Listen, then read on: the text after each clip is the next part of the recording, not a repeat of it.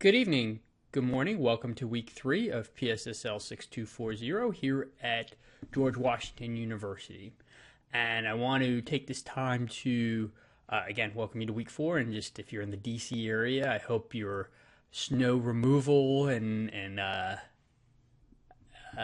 plowing is going as well as can be. And I'm taping this on a Saturday night, so right now I'm buried under 2 feet of snow, and it doesn't look like I'll be going to work on Monday or probably on Tuesday.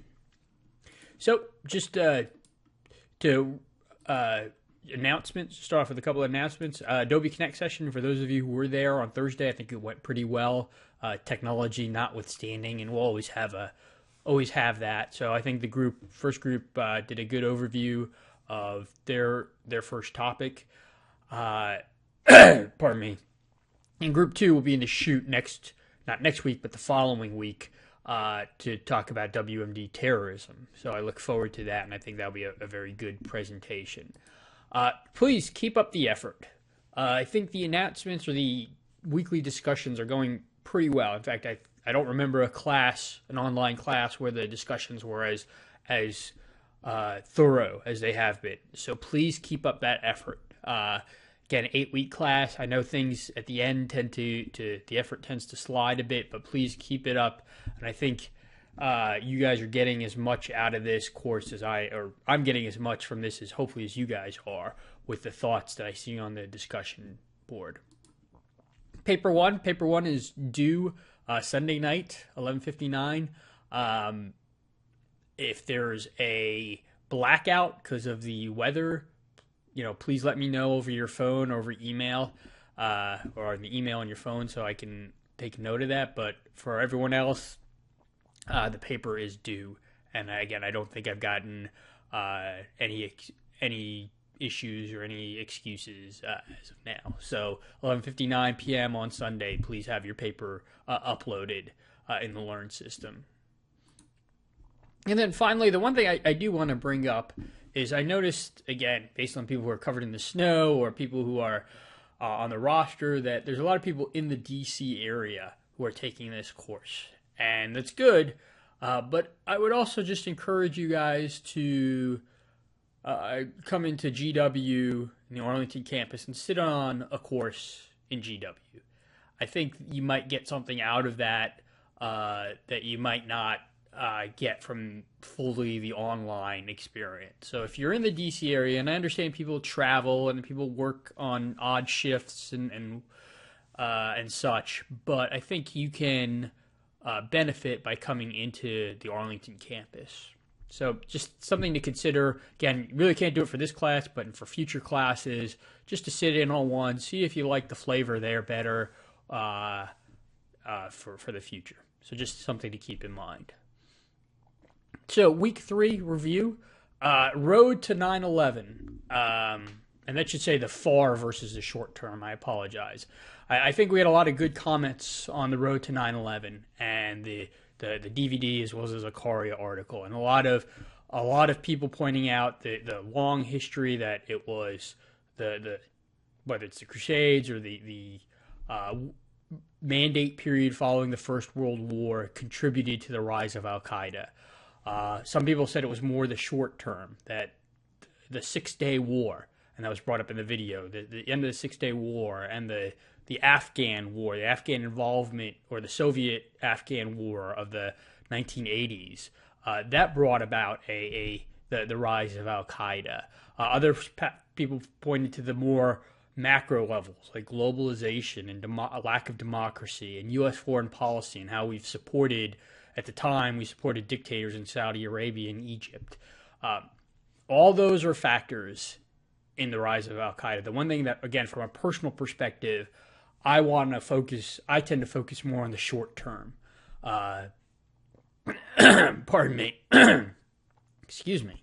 I tend to focus more on the short term. I tend to focus on the effects of globalization, the effects after the 6-Day War, and really I start the story in 1967 after the 6-Day War, and the effects of oil with Wahhabism, with the strict Islam practiced by Saudi Arabia, and I think the video really said it very well, and a lot of you cued onto this, as if the Ku Klux Klan took over the oil of Texas and now had billions of dollars to spread their message around.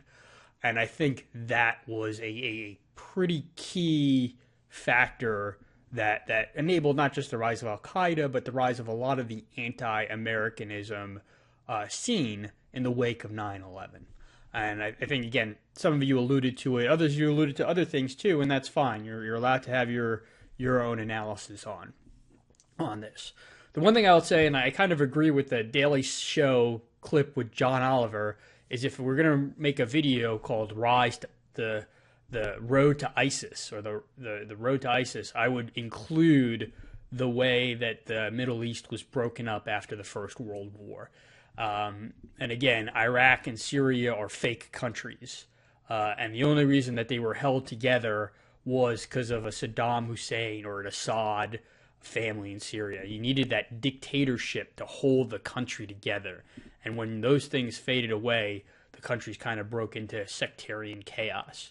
And I'll also add that because you needed a Saddam Hussein or an Assad family, a dictatorship from above, forcing their will, for lack of a better term, on the people, those countries weren't able to develop politically, as you might see in a democracy in the United States or in Britain.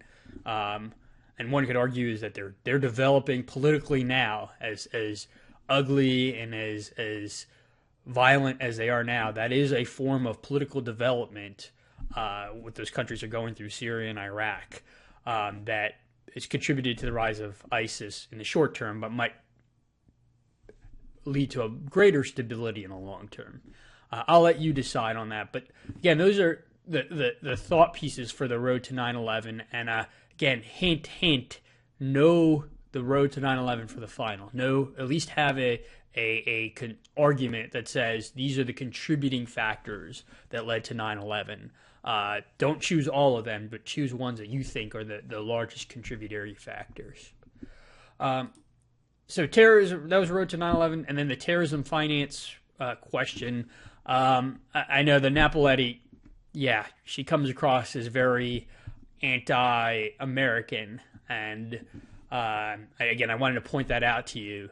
Some of the things that she says are accurate when she says terrorist groups are fundraisers that occasionally try and kill somebody, and the success of finance equals success of a terrorist group, staying power.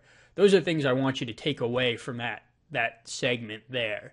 And as we go forward, again, think of ISIS, think of Hezbollah, think of these countries, these entities that don't really need to fundraise. Well, Hezbollah doesn't really need to fundraise because they have a state sponsor giving them millions of dollars every year in cold, hard cash.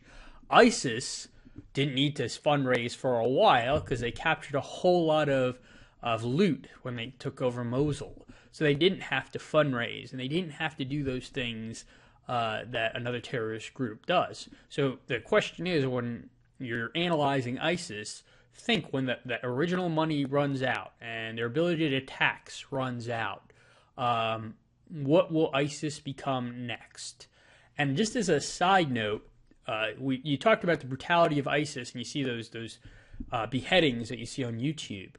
However, it's important to note that if people paid ISIS, if people paid the ransom, there was no interest in ISIS in beheading those people or even holding them hostage. So as much as you could say ISIS is a medieval, brutal group, at the bottom line, their brutality is tied to money, their desire to raise money.